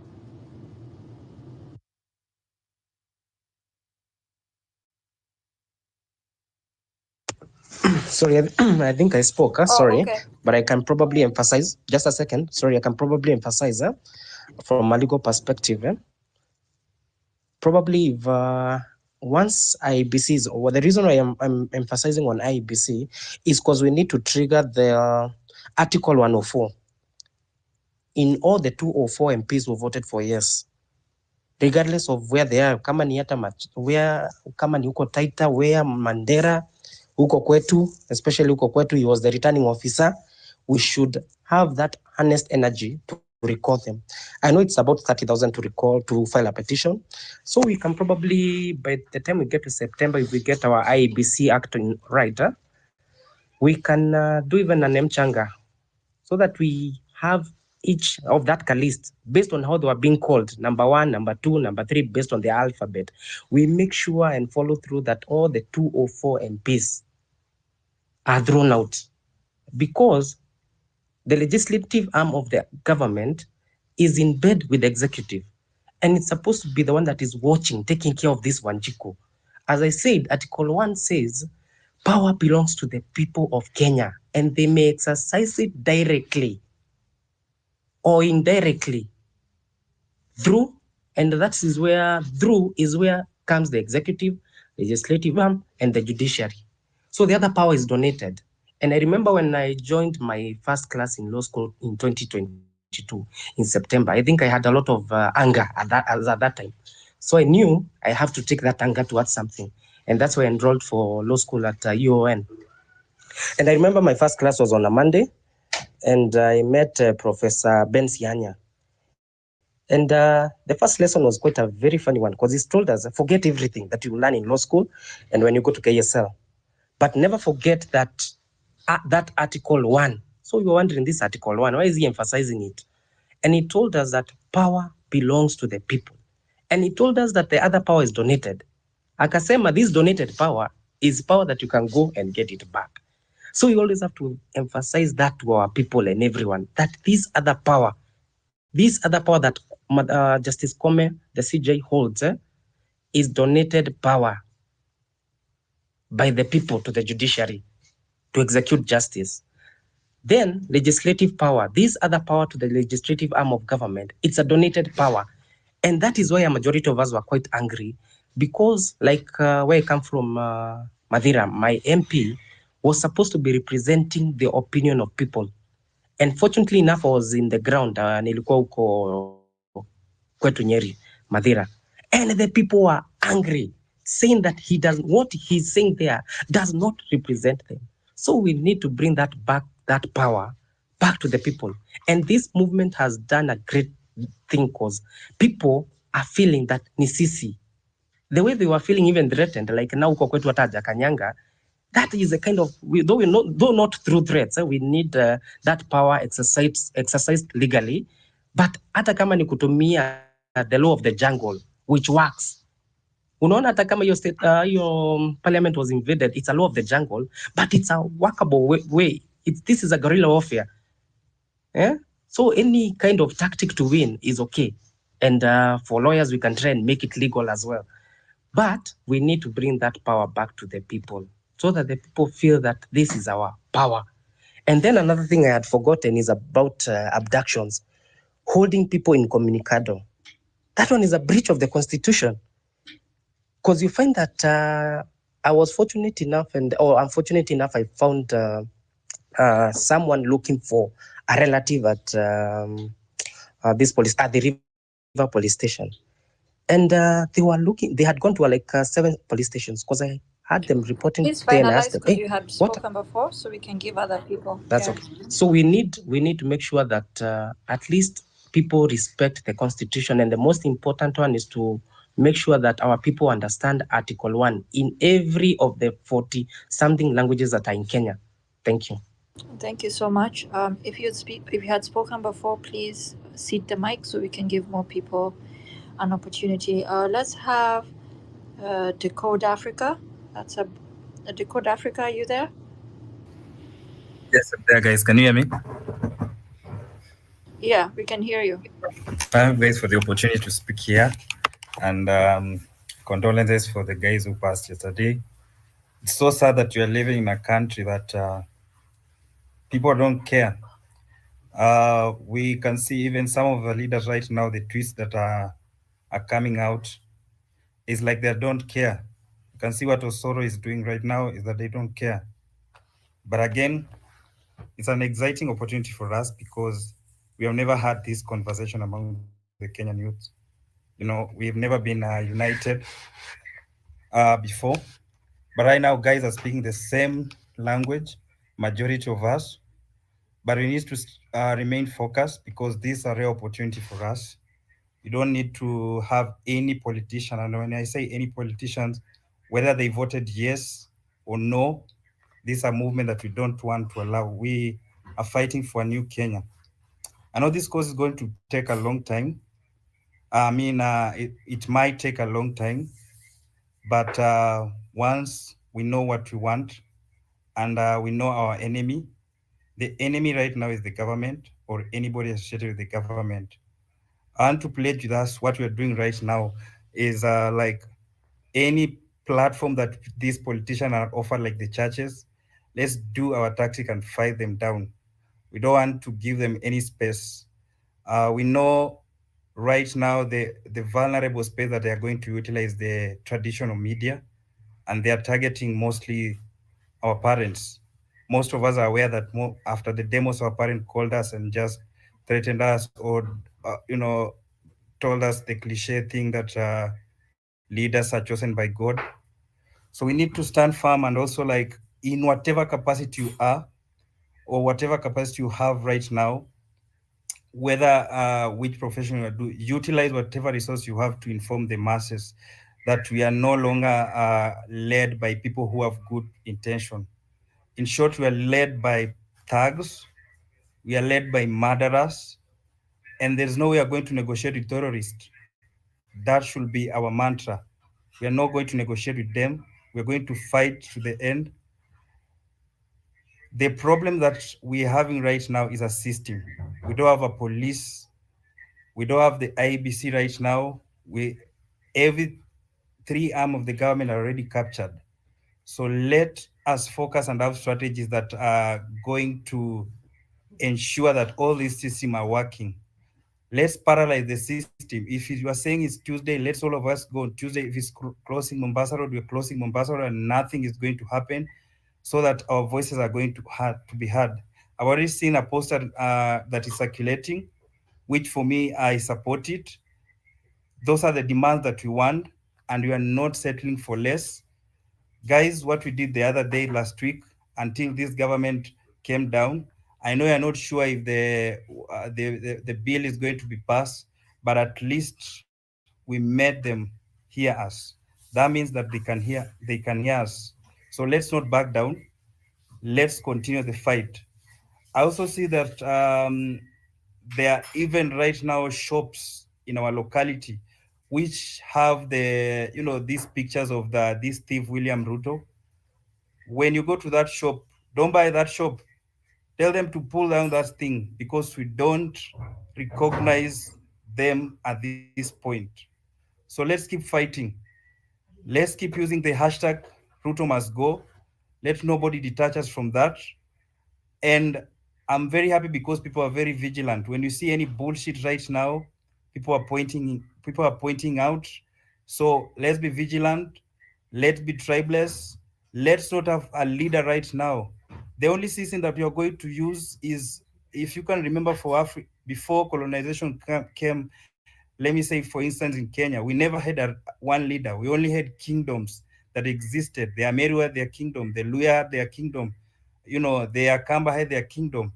This WhatsApp group that we are having right now, that people are speaking about progress, people are speaking about the truth. These are our kingdoms right now. The WhatsApp group leaders are the ones that we are relying for now as our leaders. So let's have no leader for now. The best thing that we are going to have is conversation, honest conversation that in Kenya we've never had. So guys, let's keep moving. Let's keep tweeting. For those in TikTok, let's inform the masses. And most importantly, for those who are the boomers or our parents, inform them. I've even heard someone saying that we can use any tactic, whatever, even if it's bad because we're fighting with an enemy. Even if you can edit these AI images painting the government as bad, let's do that. But the most important, we need everybody to come on our side and have an honest conversation and save this country. Guys, we are winning. The government already is fighting between themselves. They are vulnerable. So let's not relent. Keep pushing, and we'll have a better Kenya. Thank you. Thank you so much. Let's have a lady. Well, she dropped off. Masi, you can go ahead.